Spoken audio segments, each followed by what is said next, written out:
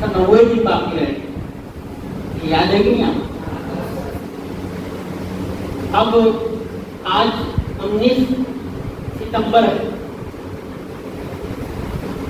मैंने उस दिन बोला भी था ये बात, और वो बात बहुत अहम है कि आप आज 190 दिन या 192 दिन पहले यहाँ पे खड़े हैं और ये दिन कम होते जाएंगे और फिर ऐसा होगा कि बहुत कम फर्क आपको दिखाई देगा। और आप आज जरा गौर करेंगे आज कितने ही बार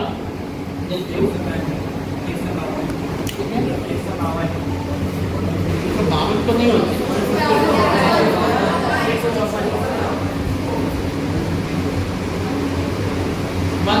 154 डेज बाद, बट 154 दिन आज से ध्यान के बाद। 154 दिन का मतलब क्या होता है? उसको 30 दिन में डिवाइड करें तो कितने महीने? 5 महीने। लेकिन महीने आप गिनेंगे तो बहुत दिखेंगे, जबकि मैंने क्योंकि मैं ये जो सेव करता हूँ ये वजह भी करता हूँ। आपको पता है कि मैं आपको कहीं ना कहीं जाकर आपके वालिदैन के सामने घेरने वाला हूँ इसकी तैयारी। मैंने उस दिन बोला था ये बात, तो वो बात क्या थी? वो बात ये थी कि दिन बहुत जल्दी जल्दी से निकलते चले जाएंगे और आप एहसास भी नहीं होगा कि इतना वक्त निकल गया। और देखिए आज 36 दिन शायद उसको निकल चुके हैं। 36 days have gone and only 154 days are left for SSC exam। तो ये बहुत ही अहम बात है, कितनी तेजी से वक्त निकल गया।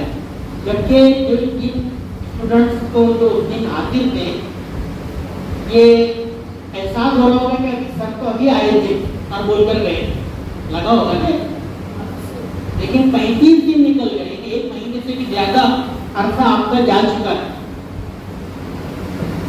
तो मेरा ऐसा ख्याल है कि जो मैंने बात उस दिन किया था उसको फिर से दोहराने का, उसके रिवाइवल का, उसको की याद दहानी का और उसके ताल्लुक से कुछ ताकीद और तनबीह का आज सबसे बेहतर मौका। अब ये मैंने आज क्यों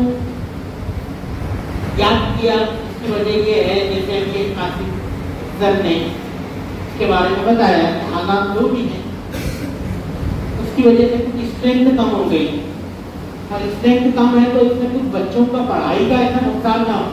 लेकिन मैं कुछ बहुत अहम बातें फिर भी उन बच्चों के सामने जो हाजिर हैं और जिनके बारे में मैं ऐसा ख्याल करता हूँ कि ये लोग पढ़ाई को बहुत ज्यादा अहमियत देते हैं क्योंकि हालात से शहर के मुताबिक नहीं है। ये भी तो एक अहम बात है। मैंने अभी किसकी तारीफ की? किसकी तारीफ? आप बताओ। ये जुमले में मैंने किसकी तारीफ? आप लोगों किसकी तारीफ? जाहिर सी बात है कि मैंने आपको अकाउंटेबल समझा, यानी आप एक जिम्मेदार हैं, बड़े रिस्पॉन्सिबल स्टूडेंट्स के तौर पे आप। अगर आप रिस्पॉन्सिबल नहीं होते तो आप जो हालात हैं उसके मुताबिक दुबक कर बैठे होते, डर रहे होते, बोलते कि नहीं चले जाओ, बहुत सारे नहीं जाएंगे, मैं भी नहीं जाऊंगा, सोते पड़े रहते। लेकिन इसका मतलब ये मैं समझ रहा हूँ कि मेरे सामने आज जो स्टूडेंट छन कर बैठे हैं, पूरे एहसास के साथ बैठे हैं, वो सब जिम्मेदार हैं। क्यों? क्योंकि वो ऐसे हालात में भी स्कूल में बराबर आए कि हमारी पढ़ाई का नुकसान था। लेकिन फिर भी बाकी के जो तकरीबन 70 स्टूडेंट्स हैं या 65 से ज़्यादा के स्टूडेंट जो आज इत्तेफाकन पहली मरतबा इतनी बड़ी 10वीं क्लास में गए आते हुई है, तो उसको ब्लेम उनको भी नहीं कर रहा हूँ, हालांकि उन्होंने नहीं करना चाहिए। तो दूसरी क्लास कर लेती, कुछ दूसरे स्टूडेंट्स कर लें, आप रिकॉर्ड में आएंगे तो अच्छा लगेगा। आप रिकॉर्ड में रहेंगे आप लोग तो अच्छा लगेगा, बल्कि नकी सर को बोलूँगा तो भी आएगा, क्योंकि वो आगे नहीं करते, क्योंकि ये लोग सब गवर हैं मेरे सिस्टम। आप लोग समझ सकते हैं कि मैं जहाँ पे घेरूंगा तो इनके साथ भी घेरूंगा ना कितना। अब आप जरा गौर करें बेटा कि किस बेस पे ले गए और मैंने आगे वो याद दिला दिया और उल्टी गिनती शुरू हो गई। वो उल्टी गिनती बराबर चल रही है, आप बराबर देखते हैं उसको, कम हो गया भाई, कम हो गया, हाँ अरे कम नहीं किया, अरे आज कम नहीं किया, कर ले कर ले, अरे भाई सर आपने भूल गए, बस इतने ही याद करते होंगे ना, इसी के लिए है ना, इसके लिए पढ़ाई के लिए, वो ये याद दिलाने के लिए नहीं है, ये याद दिलाने के लिए नहीं है कि अरे यार वो एक दिन कम रह गया, अरे हुआ नहीं सर आज तो कल ही रह गया सर वो, तो ऐसा वाला मैटर तो नहीं है, ना ही वो इसके लिए चल रहा है। 154 दिन अगर बाकी रह गए तो हमने इन 35 दिन में वाकई दिल से अगर कुछ पढ़ रहा है और उस दिन मेरी बातों का किसी ने बहुत सीरियसली असर लिया था, तो फिर उसने इतने दिनों में क्या किया, थोड़ा सा उन बातों पे अपना जायजा लेने का ये वक्त। और अगर मैं वो आज इस्तेमाल नहीं करता तो इसका मतलब है कि मैं नुकसान कर लेता, क्या जिम्मेदार बच्चे थोड़े जो गैर जिम्मेदार समझे जा रहे थे वो नहीं, हो सकता उसमें भी कुछ अच्छे होंगे, मैं ये नहीं बोल रहा हूँ सब ऐसे, लेकिन आना चाहिए जब वो जिम्मेदारों की गिनती होती है। लेकिन आपको तो हमने डायरेक्टली एक्सेप्ट किया क्या आप, तो फिर आप बताएं मुझको कि तजर्बे की बात फिर आपने क्या क्या तब्दीली लाई। 192 या 191 दिन से के बाद से लेकर आज तक आपने क्या तब्दीली लाई, फिर मैं कुछ बात करूँ तो बोलेगा आगे, क्योंकि आगे बोलना चाहता है बोले।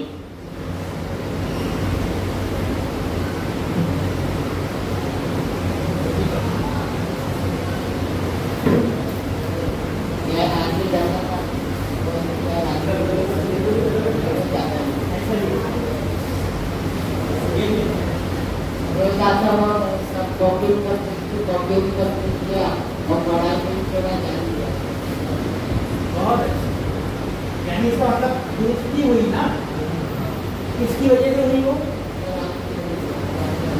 चलो मैं वो नहीं चाहता हूँ कि आप मेरा बोले, लेकिन ये कि भाई हमने कोई जगाने की तदबीर की, क्योंकि मेरा काम भी वही है, मेरा या मेरे साथियों का जो आपके असातिज़ा हैं उनका काम भी वही है, ठीक है। तो बात तो वाकई तब्दीली आई थी है, पढ़ते कितना, ठीक है। तकरीर आने क्या होती है, थोड़ा मतलब मुझे अंदाज हो, थोड़ा पूछता तो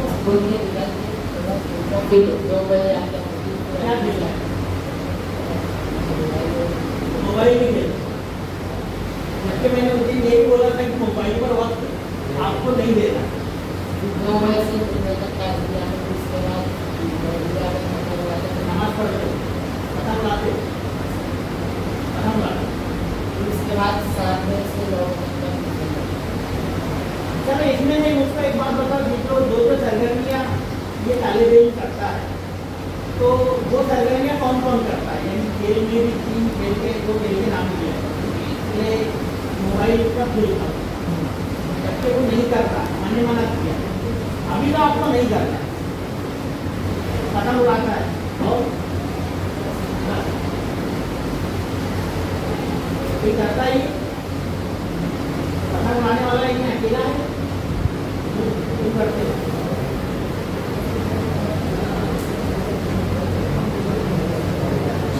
एक बात समझ लो, देखो पतंग उड़ाना मैं बुरा नहीं बोल रहा हूँ, एक फन है, लेकिन अब मैं आपको बताता हूँ कि 10वीं में अगर आप पतंग उड़ा रहे हो तो ये डोर आपकी ऐसी कटने वाली है, ऐसी डोर कटने वाली है कि इसका तस्वुर आपने नहीं किया, इस कदर भयानक डोर कटने वाली है। आप क्योंकि डोर कटना ही तो वो एक सिंबल है यहाँ, और वो डोर कट जाए, लेकिन उस डोर को थामे रखने के लिए अभी फिलहाल आपको पतंग की डोर को आप निकल आ रहे, ये बहुत जरूरी है। ये मेरा पहला सवाल। दूसरा, देखो बहुत सारे चीजें हैं आपके सामने, मैं आपको एक बात बोलता हूँ, एक जुमला ध्यान में रखें, कामयाबी कभी कभी कोई चीज करने से कभी नहीं मिलती, तो बहुत अहम जुमला, कामयाबी कभी कभी कोई चीज करने से नहीं मिलती। आज ये कर लीजिए, आप भी सोचे कि मैं कामयाब हो जाऊंगा, नहीं। आपका दिल चाहा कि मैं आज पढ़ लूंगा तो आप सोचे कि मैं कामयाब हो जाऊंगा, ऐसा नहीं। कामयाबी कभी कभी करने से नहीं मिलती है कोई चीज, बल्कि किसी काम को पूरे काम के साथ पूरे मुस्तहकम अंदाज में मुसलसिल करने से कामयाबी नहीं, ये बहुत है। और वो मुसलसिल काम जिसकी तवक्को यहाँ पर आपसे बहैसियत एक तालिबे इल्म की जा रही है, वो काम कौन सा है? पढ़ाई। वो काम है पढ़ाई, और वो काम आपसे छूट रहा है या उसको आपको वेटेज नहीं दे रहे जितना कि आपको देना चाहिए। कोई और आपको तजर्बा बताए कि हटकर पढ़ाई, घर पे लिखने की मशक, पढ़ने की मशक, अपनी मुश्किलात पर काबू पाने का तरीका, कोई भी हम माने भी बोल जहाँ तक जाएगा जाएगा।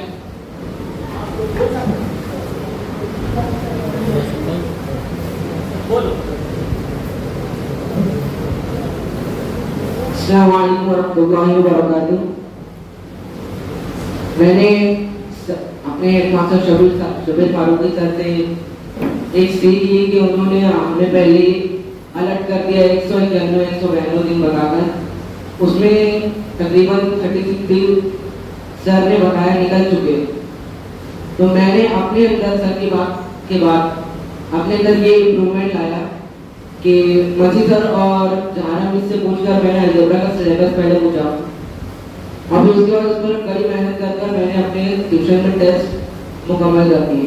मेरा अलजेब्रा का टेस्ट और ज्योमेट्री का सिलेबस दोनों ही सर मुकम्मल हो चुका है आपकी बात की वजह से, और अभी साइंस का चालू है।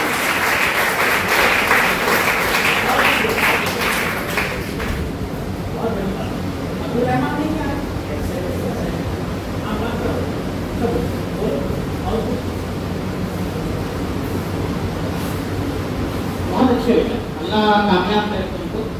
देखो, एक उस्ताद का असली सरमाया उसके स्टूडेंट होते हैं। उस्ताद की प्रॉपर्टी कुछ होना हो, उसके पास में जायदाद, पैसा, रुपया, जमीन, प्लॉट, गाड़ियाँ, बंगले हो ना हो, लेकिन उसका सच्चा सरमाया अगर कोई होता है और उसकी सच्ची दौलत कोई होती है तो उसके अच्छे तलबा होते। ये बहुत बड़ी बात है। सैकड़ों लोगों ने इसको बदल के अपने अपने अंदाज में दोहराया है, मैंने नहीं दोहराया, कहीं भी बात। तो भाई अब हम लोग क्या एक्सपेक्ट करते हैं? हम लोग ये एक्सपेक्ट करते हैं कि हमारे आप जैसे तलबा भी हमारा सरमाया हो जाए, और ऐसे जब तालिब ये बोलते हैं कि सर मैंने आपके उस बात की वजह से अपने अंदर की तब्दीली लाया या अपनी आदतों को बदल कर या फिर ज्यादा संजीदगी पहले के मुकाबले बताया,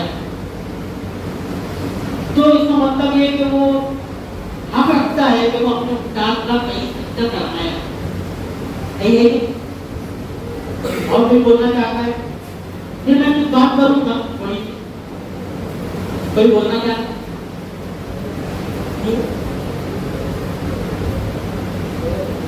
पीछे से भी कोई आप बोलना चाहते हो? आओ आओ आओ, तो दोनों में से दो।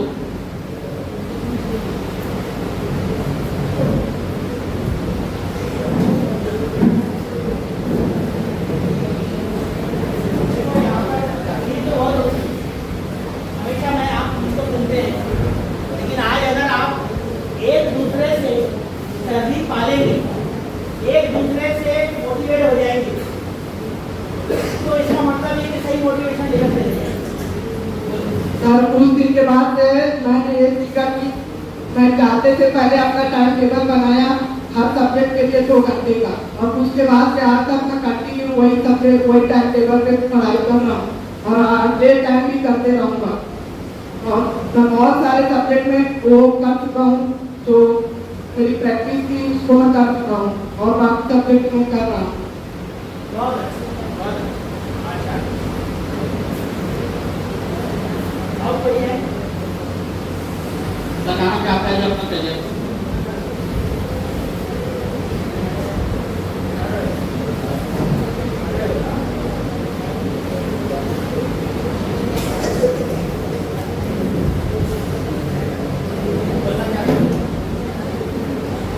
हाँ देखिए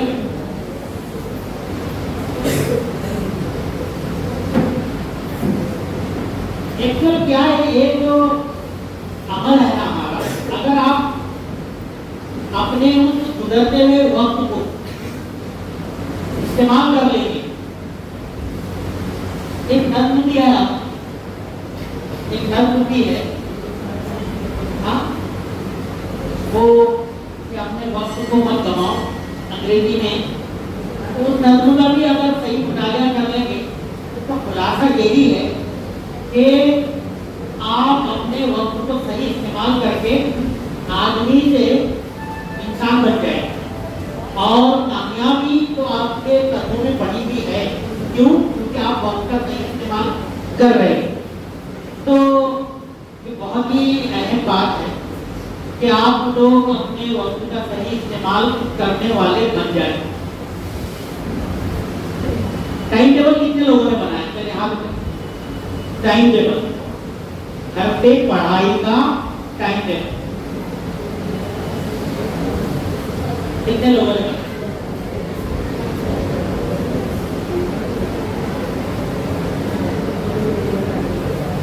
क्या है अगर मतलब टाइम टेबल के? कोई बोल सकता है आपके 2 जुमले में पता?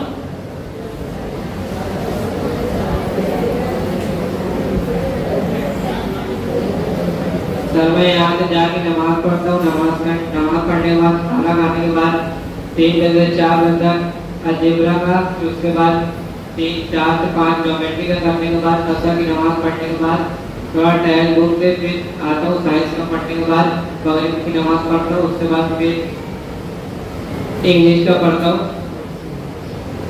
रोज का 5-5 सब्जेक्ट। देखो और किसी ने टाइम टेबल पर काम करके उसके मुताबिक अपनी पढ़ाई को अरेंज करने की कोशिश की है?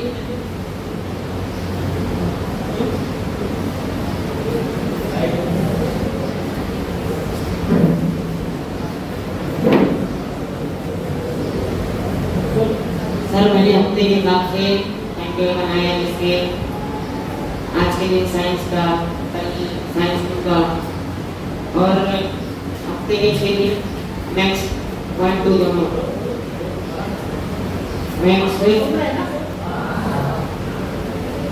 मंडे के दिन साइंस 1 का, और साइंस 1 का 2 घंटा, नेक्स्ट का 1 घंटा, और फिर ट्यूसडे के दिन साइंस 2 का, नेक्स्ट 1 का, और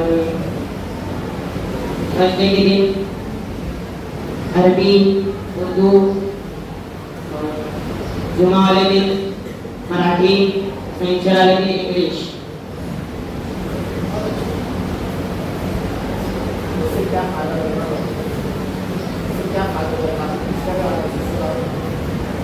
उर्दू और इंग्लिश में कंटिन्यू के लेटर और खत का लिखना, तो सरफराज सर ने बताया था तो उसको हिसाब से करा, तो आसान है, थोड़ा आसानी लगा। देखिए स्टूडेंट की लाइफ में अगर उसके पास टाइम टेबल नहीं है तो उसके पास कुछ नहीं। क्योंकि जिंदगी में अगर आप एज ए तलबा, एज ए स्टूडेंट अगर आप अपना टाइम टेबल दुरुस्त नहीं कर सकते तो आगे चल के फ्यूचर में आप किसी भी चीज का टाइम टेबल नहीं बना पाएंगे, और अगर बना भी लिए तो कभी उस पर अमल नहीं कर पाएंगे।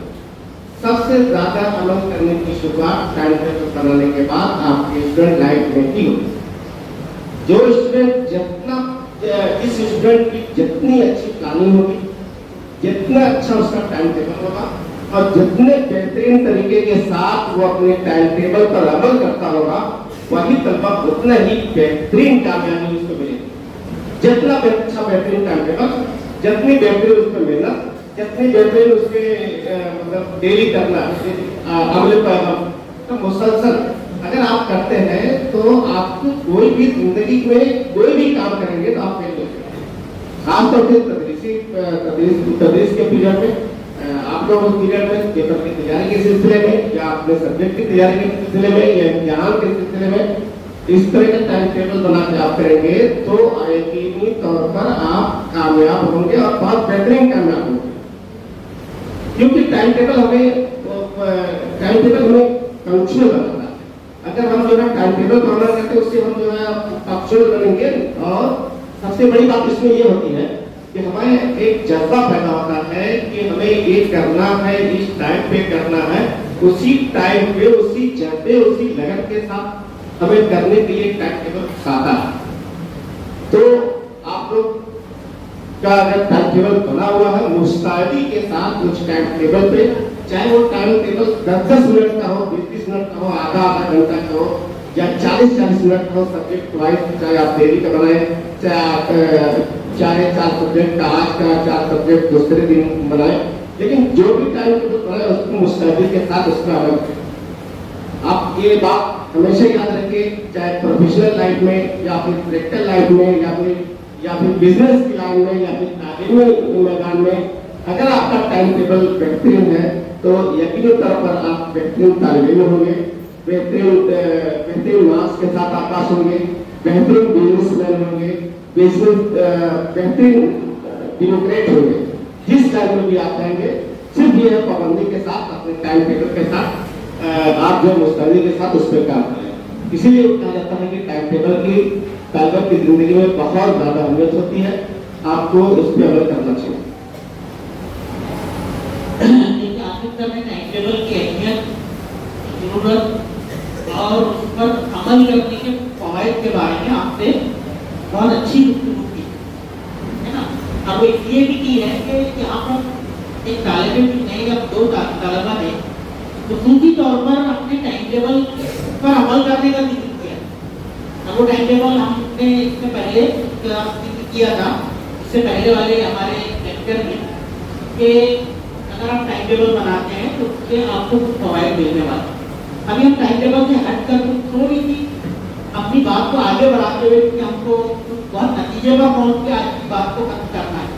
मैं सिर्फ यूं ही रस्मी तौर पर किसी को जमा करके यहाँ पर नहीं बैठा हूँ, बल्कि मैं फिर इसके बाद एक और इसी तरह के इतिहास में फिर से बुलाऊंगा जिसमें फिर तमाम स्टूडेंट्स यहाँ पर होते हैं। और मैं उस दिन आज की मीटिंग को और इससे पहले वाला जो मामला था 191 डेज वाला, उसको मैं याद भी दिलाऊंगा। और याद करने की आपको जरूरत नहीं है क्योंकि ये सारी चीजें ऑन दी रिकॉर्ड है, लेकिन फिर भी कुछ बातें और हैं इससे हटकर। जैसे आपको किन किन चीजों पर मेहनत करने की जरूरत है। आप जानते हैं कि आपका जो बुनियादी इम्तिहान है वो इम्तिहान किस चीज पर ज्यादा मुनहसिर, जुबानी है या तहरीरी? जुबानी तो है, लेकिन जुबानी इम्तिहान जो है वो स्कूल, उसको आप समझ सकते हैं कि स्कूल करेगा और उसमें वो पाबंदियां आपकी लाजमी है, करवा के ली जाएंगी आपसे। आपके जर्नल्स पूरे चाहिए, आपके नोटबुक्स पूरे चाहिए, आपके प्रैक्टिकल्स पूरे चाहिए, आपके असाइनमेंट्स पूरे चाहिए, आपकी हर वो सरगर्मी जो साल भर में असातिज़ा ने आपको दी थी, अभी फॉर्म भरने के पहले वो आपके पास में पूरी हो जानी चाहिए। फिर उसके बाद आपका एनालिसिस शुरू होगा मार्क्स का असातिज़ा के जरिए, और वो एनालिसिस होगा कि आप कैंडिडेट हो। तो इसलिए वो जो आपके मार्क्स का एनालिसिस होगा वो किस दुनिया में होगा कि आपने काम कैसे किया है, असातिज़ा के अहकामात की हिदायत की पाबंदी किस हद तक की, कितनी पाबंदी से उसको किया था, कितनी पंक्चुअलिटी थी, आपके स्कूल में हाजिरी कैसी थी, कितना ज्यादा जिम्मेदारी का मुजाहरा आपने किया या फिर आप लापरवाह थे, ये तमाम चीजें उसमें देखी जाएगी। तहरीरी काम आपको पूरा था या नहीं था, तमाम, और उसकी बुनियाद पे वो फिर एक फॉर्मेट होता है बोर्ड का, जिसमें आपको जुबानी चीजें पूछी जाती हैं बाकायदा बुलाकर, उसका पैटर्न होगा। वो यूं ही बटने वाले मार्क्स नहीं, लेकिन जाहिर है कि आप अच्छा अगर कर रहे हैं साल भर में तो आपको उसका वेटेज मिलने वाला है और उसका यकीन आपको रखना भी चाहिए। आपकी बातें सब सुन रहे हैं मेरी बात को? तुम सुन रहे हो? छुट्टी हटा दो इधर से। तो मैं एक बात है, सबसे पहले संगीत की पसंद करता हूँ। संगीत की क्यों? क्योंकि हमने यहाँ पे वक्त दिया है ना हमारा, मेरा भी वक्त बहुत कीमती है, लेकिन मैंने उसको जरूरी दिया। मैंने जो आपके साथ में आज किया, इसका मतलब ये है कि ये बहुत इम्पोर्टेंट चीज है। हाँ, अब उसको बताओ कि और किस चीज पे आपको काम करना चाहिए बहुत ज्यादा। जैसे जुबानी इम्तिहान के ताल्लुक से मैंने बोल दिया, वो घर पर आप अभी से करते रहे ताकि आपकी वो फॉर्मेलिटी पूरी हो जाए, तहरीरी काम पूरा हो जाए, आपके जर्नल पूरे हो, आपके तमाम चीजों की नोटिस यानी सब्जेक्ट वाइज आपके पास में होना चाहिए। तो जब भी आप कुछ क्लेम कर सकते हैं कि भाई मेरे मार्क्स तो अच्छे होना चाहिए थे, उसको प्रैक्टिकल में इतने मार्क्स नहीं दिए गए, अंग्रेजी में इतने मेरे ओरल में नहीं आए, हाँ तो होना चाहिए था, मैं बहुत कमजोर था, मैंने अच्छे जवाब भी बोला था दुकान में और लिखा भी था, क्योंकि आप उसमें भी एक लिखने वाला टेस्ट होता है, स्टेप करवाया जाएगा वो लिखना होगा। ये उर्दू में भी है, मराठी में भी है, अरबी में भी है और अंग्रेजी में, सब में, हर जबान में। फिर उसके बाद मैथमेटिक्स में आपका एमसीक्यू होता है, यानी मल्टीपल चॉइस क्वेश्चन। आपको ऑप्शन दिए जाते हैं 3-3 4 और उसमें से आपको एक सही जवाब पर क्लिक करना होता है।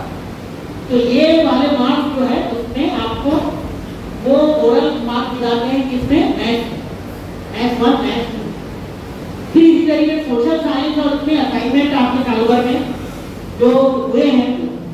इसके अलावा ये तमाम चीजों के साथ साथ साइंस के प्रैक्टिकल बाकायदा लेबोरेटरी में होते हैं, तजर्बा करने ले जाया जाएगा।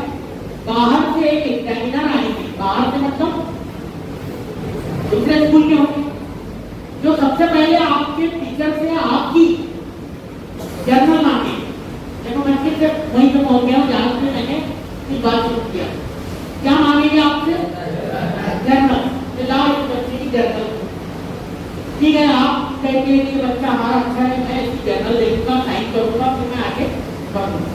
तो अब आप सोचे कि वो बंदा जो बाहर से बोर्ड में भेजा है, किसने भेजा है? एसएससी बोर्ड ने। वो बाकायदा क्योंकि उस स्कूल को आती है तो उसको बड़ा स्कूल में जाके प्रैक्टिकल इम्तिहान देना बच्चों, और ऐसे एक नाम मेरे पास आता है कि भाई ये वाले बंदे आपके पास में, ये वाले टीचर आने वाले, ये बड़ा स्कूल में काम करते हैं। वो लेटर मुझको भी आके देते हैं, मैं वेरीफाई करता हूँ कि उनको इजाजत देता हूँ मेरे टीचर के साथ। ये होता है प्रोसेस। इसका पता है कि नहीं आपको? अब तक ऐसा लग रहा था कि भाई आते हैं वो तो दे देंगे, सब अपने टीचर है, ऐसा है क्या? किसी के ऐसी कोई गलत नहीं बन रही। अब आप जानते हैं कि ये सब चीजें होने पर ओरल का तो मामला तकरीबन हल हो जाए। अभी मुझको मैं यहीं पर रुककर पहले फिर से 2-4 बच्चों से कुछ सवाल पूछूंगा। वो ये कि यहाँ तक का मामला है कि ओरल, जर्नल्स, प्रैक्टिकल्स, फिर इसके साथ में अपने नोटबुक कंप्लीट करने का काम और किताबों का काम, यानी किताबों की पाबंदी हो, लाना टेक्स्ट बराबर अपने बैग में, अपने साथ नोटबुक लाना, तमाम तहरीरी काम पूरा करना। जहाँ पर बैठे हुए इतने तलबा हैं जिनका तकरीबन पूरा, तकरीबन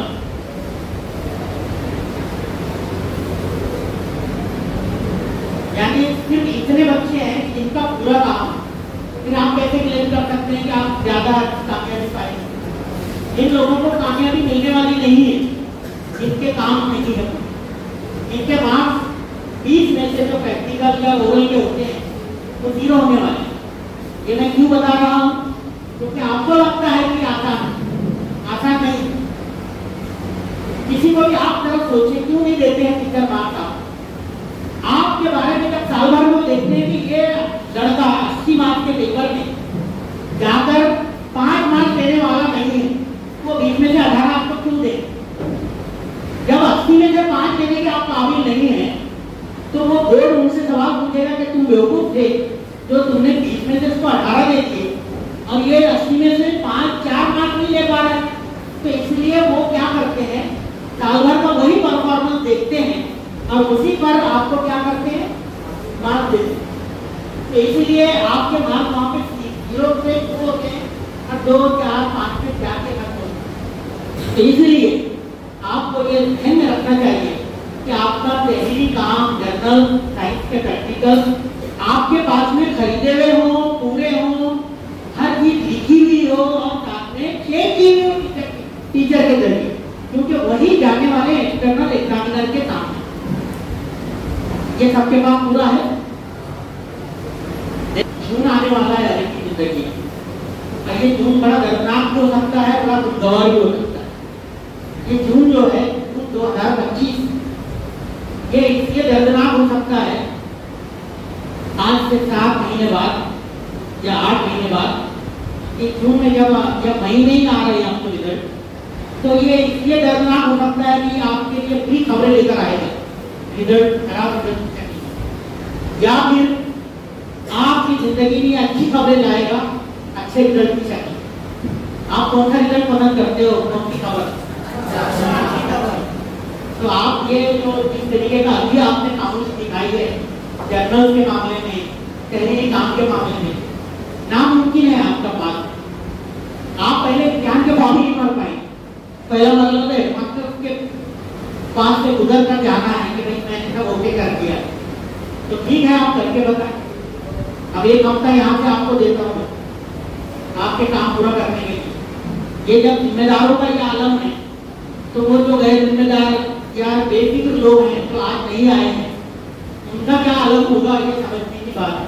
तो उनको भी जाकर बोलो कि आज करने कोई बहुत अहम बात पर हमको मैसेज किया है, और वो मैसेज क्या है कि अर्जेंट में हमने तहरीरी काम और साइंस के जर्नल और असाइनमेंट पूरे करें फौरी तौर पर, ताकि उसमें कुछ अधूरा न रह जाए, और अगर अधूरा रह गया तो वो जो 20 मार्क्स का मामला है वो खत्म हो जाएगा। उसके बाद में अब दूसरी बात,